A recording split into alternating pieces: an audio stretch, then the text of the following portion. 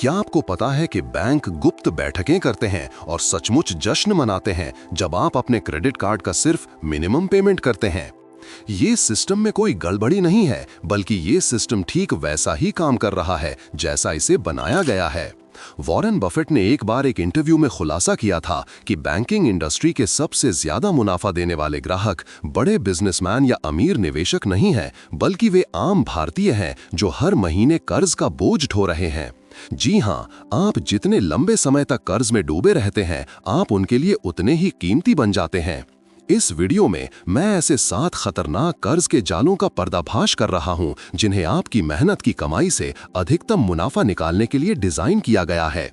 इनमें से कुछ तो आपको आम वित्तीय सलाह की तरह लग सकते हैं और यही वजह है कि वे इतने असरदार हैं। 7वें जाल पर खास ध्यान दीजिएगा, क्योंकि वो बताता है कि क्यों कुछ कर्ज मुक्त भारतीय भी अपनी जिंदगी की सबसे बड़ी वित्तीय गलती कर रहे हैं। इस वीडियो के अंत तक आप इन जालों को पहचानना, इनसे बचना और सबसे जरूरी इस फाइनेंशियल सिस्टम का इस्तेमाल खुद को अमीर बनाने के लिए करना सीख जाएंगे, ना कि इसका शिकार बनना। चलिए शुरू करते हैं। पहला जाल, अपने क्रेडिट कार्ड पर सिर्फ न्यूनतम भुगतान करना। क्या आपने कभी ध्यान दिया है कि जब आप अपने क्रेडिट कार्ड का सिर्फ मिनिमम पेमेंट करते हैं तो आपका बैंक कभी शिकायत नहीं करता? वे ऐसा दिखाते हैं जैसे वे आप पर कोई एहसान कर रहे हैं, लेकिन यकीन मानिए वे आपको ठीक इसी जगह पर रखना चाहते हैं। ये मददगार दिखने वाला विकल्प असल में एक सावधानी से बनाया गया जाल है जो आपको कर्ज के कभी न खत्म होने वाले चक्र में फंसाए रखता है। चलिए इसकी असली कीमत समझते हैं। मान लीजिए आपके ऊपर 7 लाख रुपए का क्रेडिट कार्ड कर्ज है जिस पर 18% का ब्याज लगता है। अगर आप हर महीने सिर्फ न्यूनतम भुगतान यानी करीब 14,000 रुपए करते हैं तो आपको इसे चुकाने में 30 साल से ज्यादा लग जाएंगे और आप कुल मिलाकर 22 लाख रुपए से ज्यादा का भुगतान कर चुके होंगे। ये आपके मूल कर्ज से 3 गुना ज्यादा है, सिर्फ ब्याज के रूप में। बैंक ये विकल्प मेहरबानी में नहीं दे रहा, वे तो इस बात पर शर्त लगा रहे हैं कि आप कभी इसका गणित नहीं समझेंगे। इसी तरह बैंक जीवन भर के लिए ग्राहक बनाते हैं और ये कोई अच्छी बात नहीं है।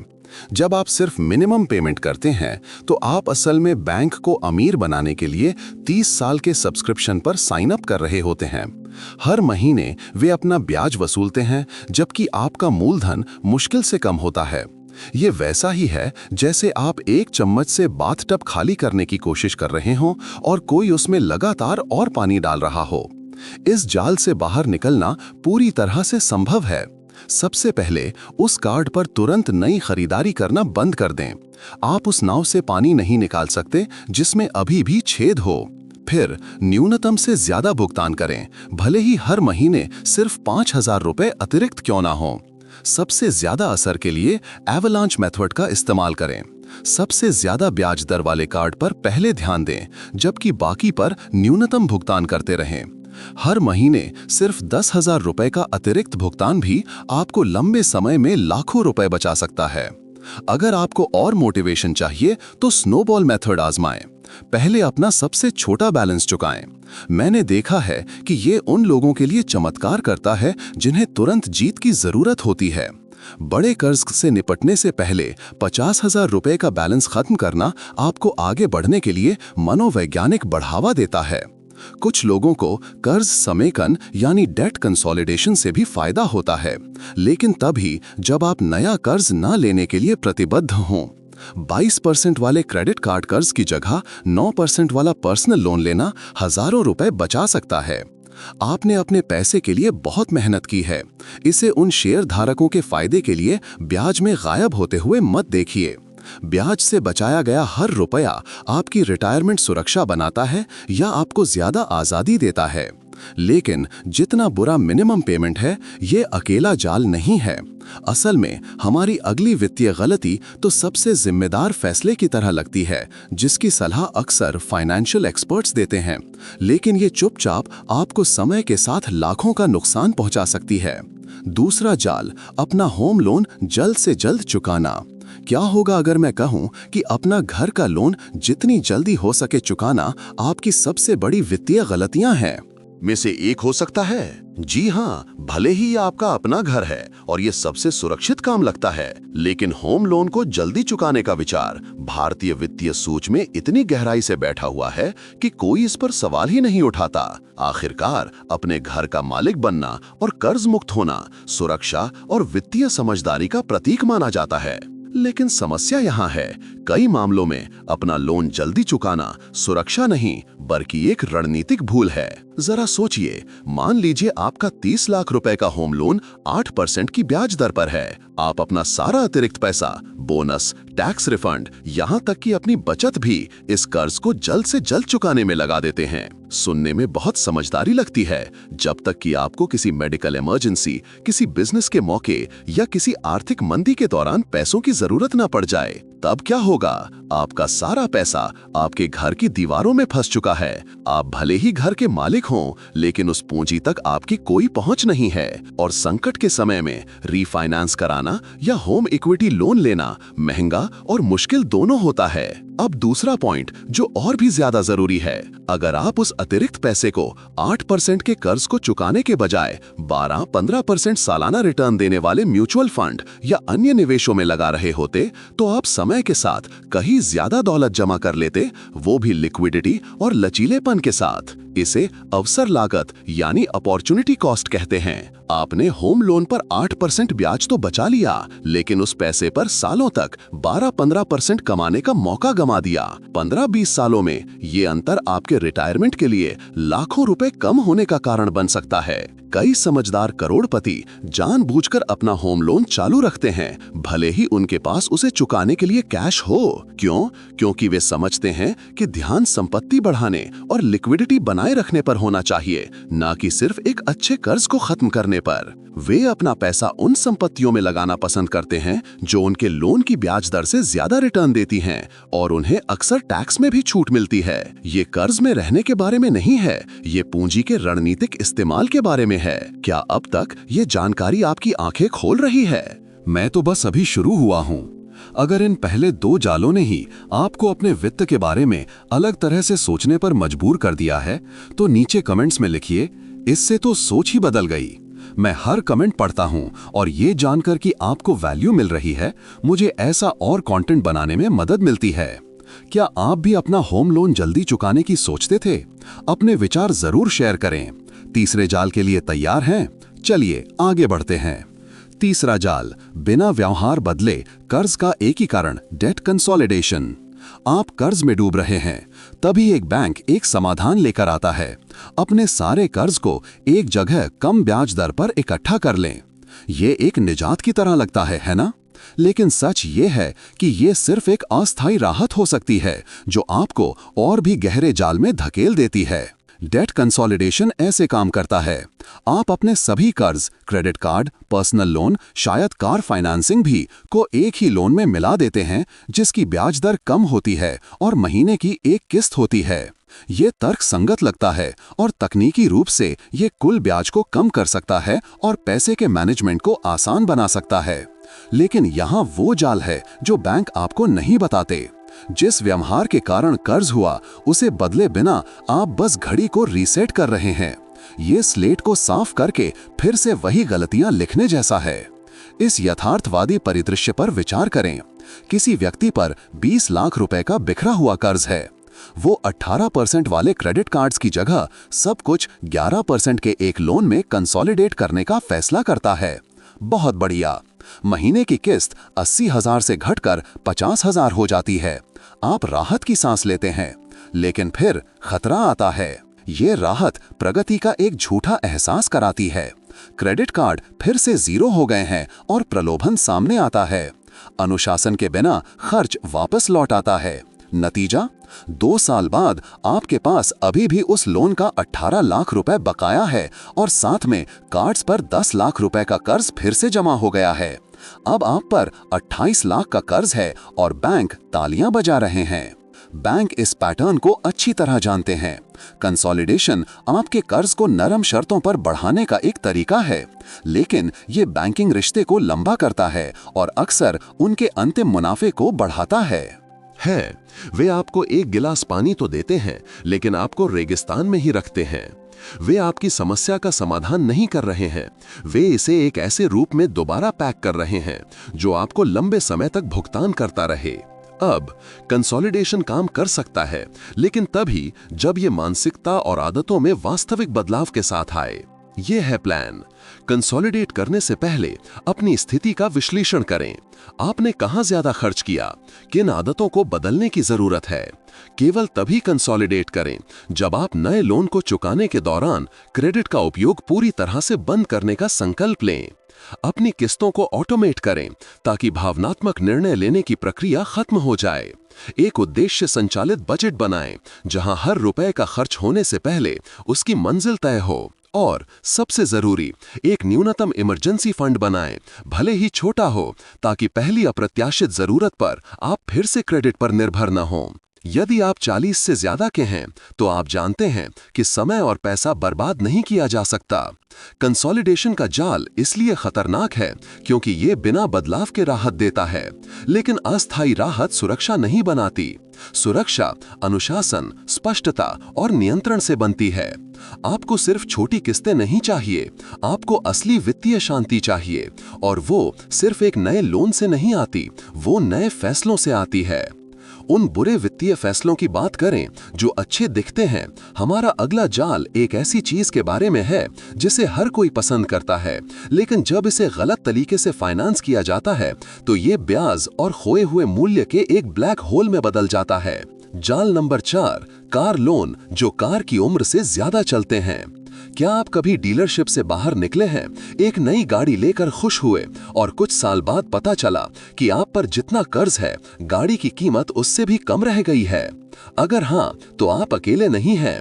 और ये कोई छोटी मोटी गलती नहीं है, ये एक ऐसा जाल है जिसे किफायती दिखाने के लिए बनाया गया है, जबकि ये आपकी कल्पना से कहीं ज्यादा महंगा पड़ता है।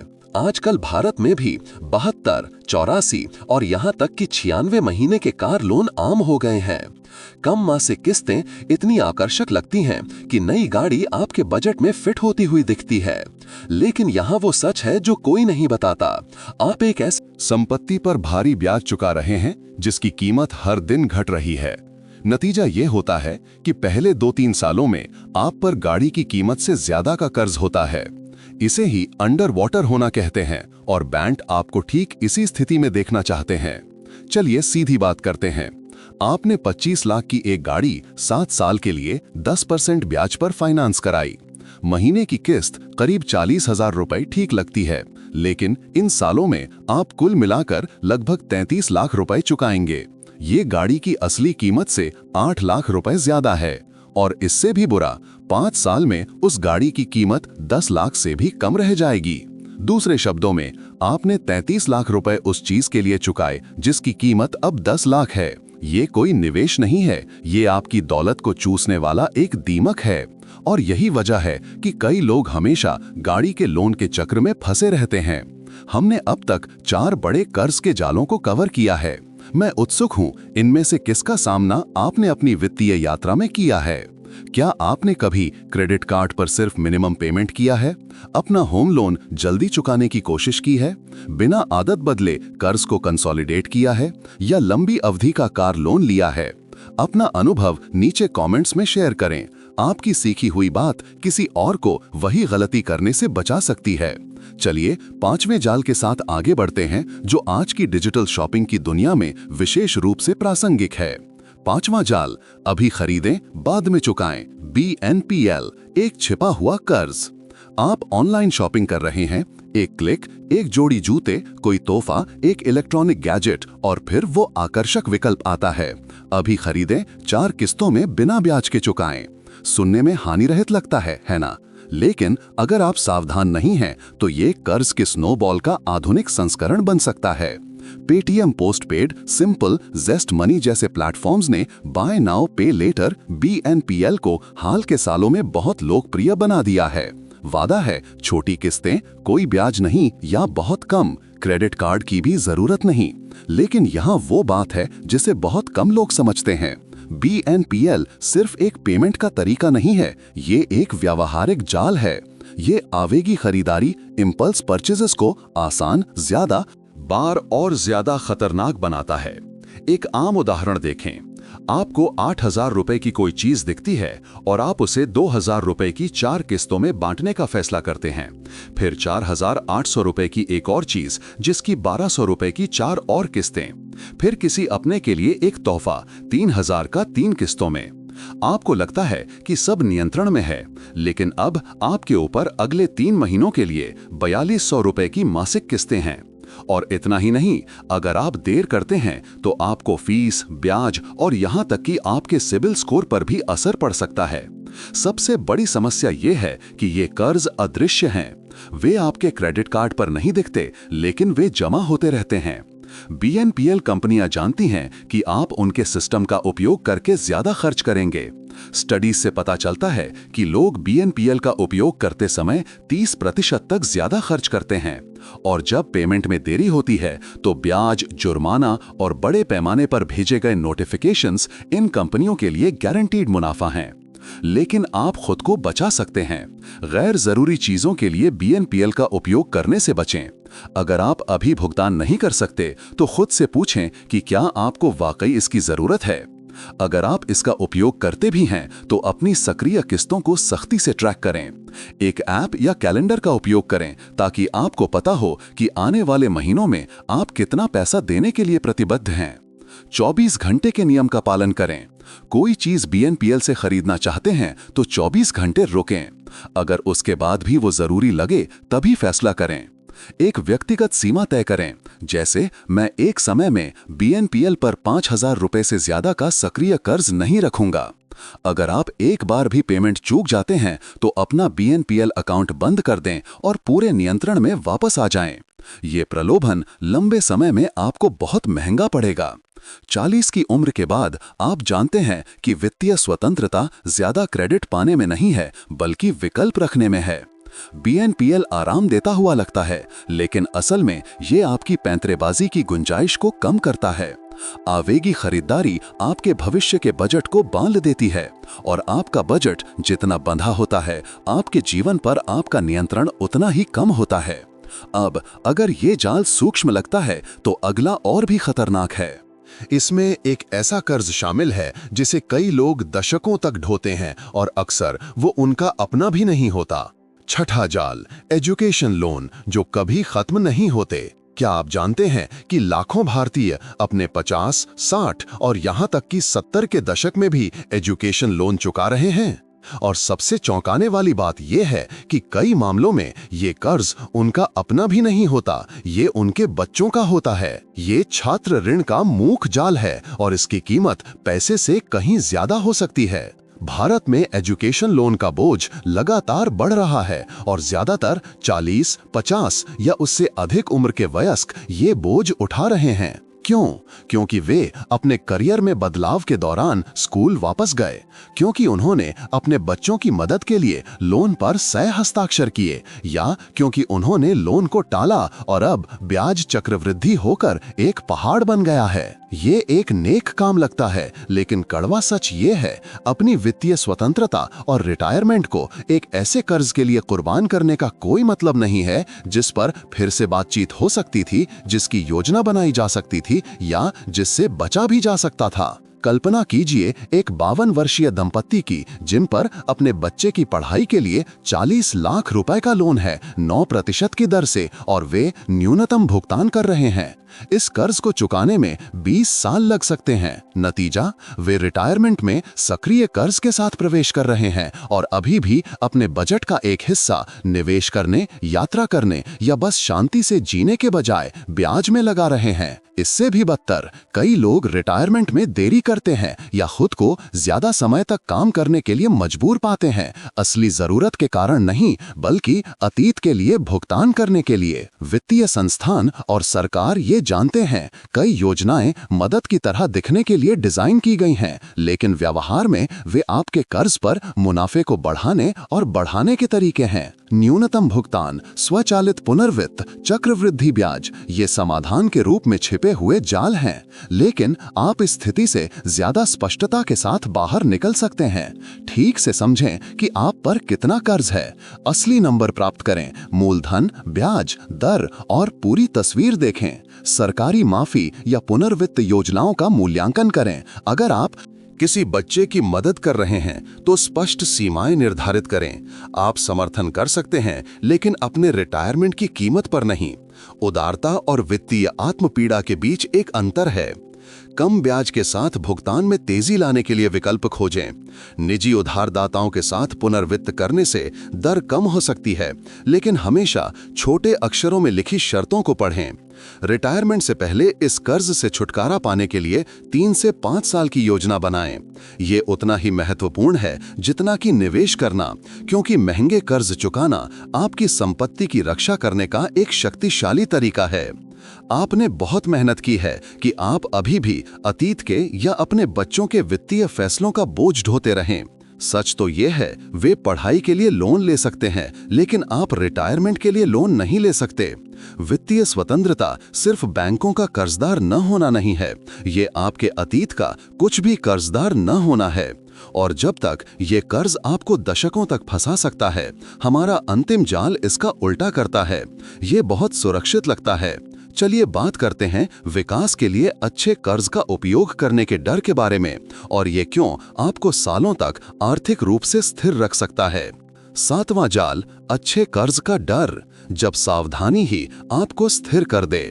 आपको हर कीमत पर कर्ज से बचने के लिए सिखाया गया था, लेकिन क्या होगा अगर यही आपकी वित्तीय स्वतंत्रता की कीमत चुका रहा हो? जी हाँ, कर्जदार होने का डर आपको बढ़ने से रोक रहा हो सकता है।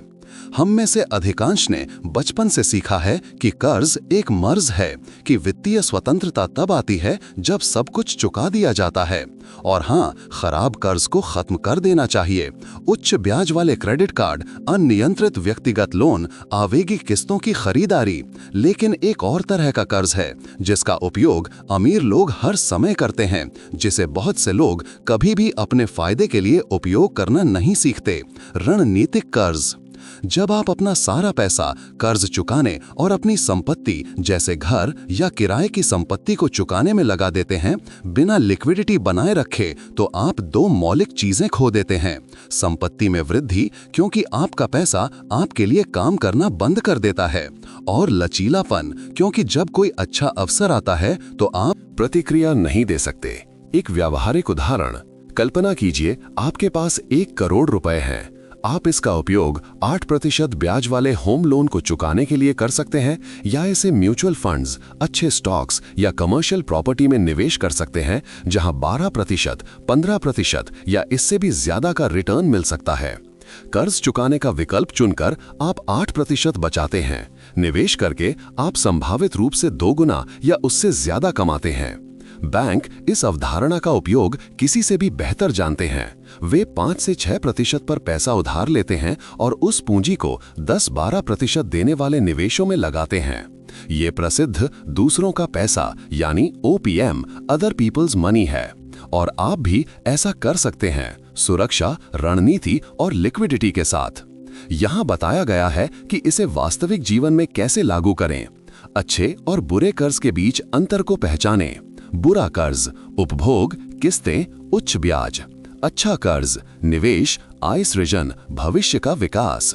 केवल गारंटीड लिक्विडिटी वाले अच्छे कर्ज का उपयोग करें। कभी भी अपनी सारी पूंजी को गैर तरल अचल संपत्ति या व्यवसायों में बंद न करें। अपनी पूंजी का एक हिस्सा सुलभ रखें। अपनी सब कुछ चुका दो वाली रणनीति का पुनर्मूल्यांकन करें। शायद एक हिस्से को फाइनेंस रखकर और बाकी को बढ़ने के लिए उपयोग करके आप लंबे समय में ज्यादा अमीर और सुरक्षित रहेंगे। 40 की उम्र के बाद आप सोच सकते हैं कि सच्ची सुरक्षा कुछ भी कर्जदार ना होने में है, लेकिन कई मामलों में सच्ची सुरक्षा लिक्विडिटी, विकास और नियंत्रण होने से आती है। ये कर्जदार होने या ना होने के बारे में नहीं है, ये पैसे का बुद्धिमानी से उपयोग करने के बारे में है, डर से नहीं। अच्छा कर्ज एक कर्मचारी की तरह है। अगर आप उसे 8% वेतन देते हैं और वो आपके लिए 15% कमाता है, तो आप उसे क्यों निकालेंगे? ये वो 7 कर्ज के जाल हैं जो आपको गरीब बनाए रखते हैं और बैंक चाहते हैं कि आप उन्हें कभी ना समझें, क्योंकि आप जितने भ्रमित होते हैं वे उतना ही ज्यादा मुनाफा कमाते हैं और आप जितने स्पष्ट होते हैं आप उतने ही स्वतंत्र, सुरक्षित और समृद्ध हो सकते हैं। अब जब आप सभी 7 कर्ज के जालों को समझ गए हैं तो मैं जानना चाहूंगा कि ये जानकारी आपके लिए कितनी मूल्यवान थी। 1 से 10 के पैमाने पर आप इस वीडियो को क्या रेटिंग देंगे? अपनी रेटिंग कमेंट्स में डालें और साथ ही बताएं कि आप सबसे पहले किस जाल से निपटने की योजना बना रहे हैं। आपका अनुभव शायद वही हो सकता है जिसे किसी और को अपनी वित्तीय स्वतंत्रता की यात्रा शुरू करने के लिए सुनने की जरूरत है। अगर आज आपने कुछ नया सीखा है तो प्रो बफे HQ के उस सब्सक्राइब बटन को दबाएं और नोटिफिकेशंस ऑन करें। और अगर आप पैसे का अधिक बुद्धिमानी से उपयोग करने, अपनी वित्तीय चिंता को कम करने और वास्तविक संपत्ति बनाने के लिए एक कदम दर कदम योजना चाहते हैं तो मेरे मुफ्त गाइड के लिए नीचे दिए गए लिंक पर क्लिक करें। आखिरकार वित्तीय ज्ञान ही असली आजादी है।